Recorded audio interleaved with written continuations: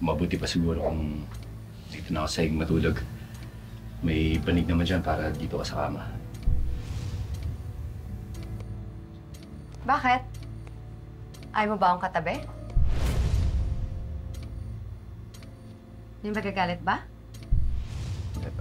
Wala naman. Pero syempre, gusto ko lang na komportable ka. Alam mo, Totoy, alam ko naman na mabait ka sa mga babae. Pero ibahin mo ako sa lahat ng babaeng kilala mo. Kaya ko yung sarili ko. Huwag mo akong alalahanin.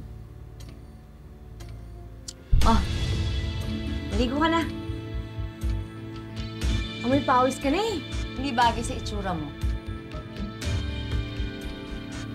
Sige.